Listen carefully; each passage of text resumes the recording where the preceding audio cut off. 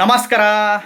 ನೋಡಿ, ಈ 786 ನಂಬರು, ಈ 456 ನಂಬರು, ಈ 369 ನಂಬರು, ಈ ಮತ್ತೆ 111, 222, 333, 444, 555, 666, 777, 888, 999 ಈ ನಂಬರ್ ಇರೋ ನೋಟುಗಳು ನಿಮಗೆ 10 ರೂಪಾಯಿ ನೋಟ್ನಲ್ಲನ್ನ ಸಿಗಲಿ, 20 ರೂಪಾಯಿ ನೋಟ್ನನ್ನ ಸಿಗಲಿ, 50 ರೂಪಾಯಿ ನೋಟ್ನನ್ನ ಸಿಗಲಿ, 100 ರೂಪಾಯಿ ನೋಟ್ನನ್ನ ಸಿಗಲಿ, 200 ರೂಪಾಯಿ ನೋಟ್ನಲ್ಲನ್ನ ಇರಲಿ, 500 ರೂಪಾಯಿ ನೋಟ್ನಲ್ಲನ್ನ ಇರಲಿ, ಈ ನಂಬರು 786 ನಂಬರು ಸ್ಟಾರ್ಟಿಂಗ್ 3 ಡಿಜಿಟನ್ನು ಬಂದಿರಲಿ, ಎಂಡಿಗೆ 3 ಡಿಜಿಟನ್ನು ಬಂದಿರಲಿ, ಅರ್ಥ ಆಯ್ತಾ?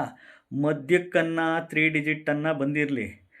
ಈ 786, ಈ 456, ಈ 369, ಈ ಮತ್ತು 111, 222, 333, 444, 555, 666, 777, 888, 999 ಈ ನಂಬರ್ಸ್ ಇರೋ ನೋಟುಗಳು 10 ರೂಪಾಯಿಂದ ಹಿಡಿದು 500 ರೂಪಾಯಿ ಒಳಗಡೆ ಎಲ್ಲೇ ಸಿಕ್ಕರೂ ಯಾರಿಗೂ ಕೊಡೋಕೆ ಹೋಗ್ಬೇಡಿ.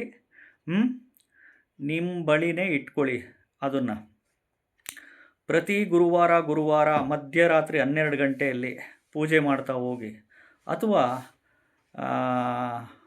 ಶುಕ್ರವಾರ ಬ್ರಾಹ್ಮಿ ಮುಹೂರ್ತದಲ್ಲೆದ್ದು ಪೂಜೆ ಮಾಡ್ತಾ ಹೋಗಿ ಆ ನೋಟುಗಳೆಲ್ಲ ಇಟ್ಟು ಖಂಡಿತವಾಗ್ಲೂ ವಿಪರೀತ ಅದೃಷ್ಟ ಬಂದೇ ಬರುತ್ತೆ, ವಿಪರೀತ ರಾಜಯೋಗ ಬಂದೇ ಬರುತ್ತೆ. ಯಾಕೆಂದರೆ ಈ 786 ನೋಟುಗಳು, 456, 369 ಇವೆಲ್ಲ ಡಿವೈನ್ ಪವರ್ ಇರೋ number, angel numbers, divine angel ನಂಬರ್ಸ್ಗಳು ಅಂತ ಹೇಳ್ತೀವಿ. ಸುಮ್ಮನೆ ಯಾರಿಗೂ ಸಿಗಲ್ಲ.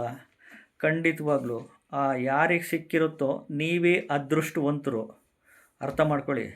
ಅದನ್ನು ಎನ್ಹಾನ್ಸ್ಮೆಂಟ್ ಮಾಡ್ಕೊಬೇಕು. ನೀವು ಫೈನಾನ್ಷಿಯಲಿ ಬೂಸ್ಟಪ್ ಮಾಡ್ಕೊಬೇಕು.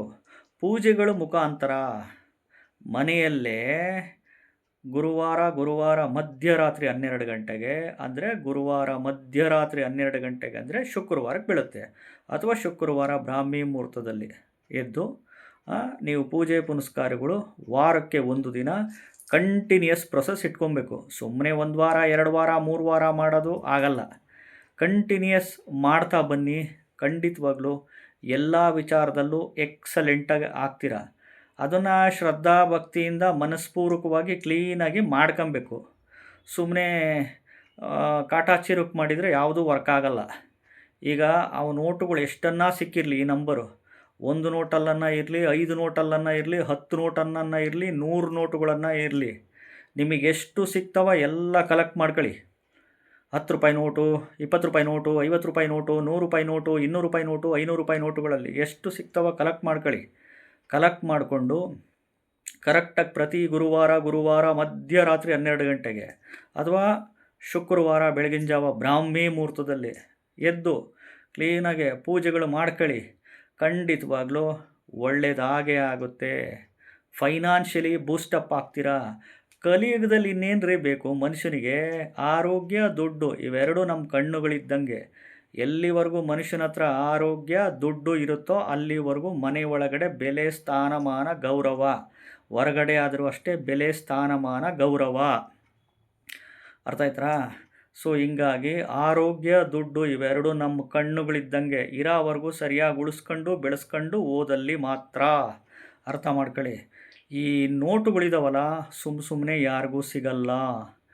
ಎಷ್ಟು ಸಿಗ್ತವ ಕಲೆಕ್ಟ್ ಮಾಡ್ಕೊಳ್ಳಿ. ಪೂಜೆಗಳು ಮಾಡ್ತಾ ಬನ್ನಿ. ಖಂಡಿತವಾಗ್ಲೂ ಒಳ್ಳೆಯದಾಗೇ ಆಗುತ್ತೆ. ಆರೋಗ್ಯ, ದುಡ್ಡು ಇವೆರಡು ಕಣ್ಣುಗಳಿದ್ದಂಗೆ. ಇದರಲ್ಲಿ ಒಂದಿಲ್ಲ ಅಂದರೆ ಆಟ ಬಂದ್. ಅರ್ಥ ಆಯ್ತಾ? ಸೊ ಹಂಗಾಗಿ ಭಗವಂತ ಖಂಡಿತವಾಗ್ಲೂ ಒಳ್ಳೇದು ಮಾಡೇ ಮಾಡ್ತಾನೆ. ಇದನ್ನು ಸಿಕ್ಕರೆ 1 ನೋಟು ಯಾರಿಗೂ ಕೊಡೋಕೆ ಹೋಗ್ಬೇಡಿ, ನಿಮ್ಮ ಬಳಿನೇ ಇಟ್ಕೊಳ್ಳಿ.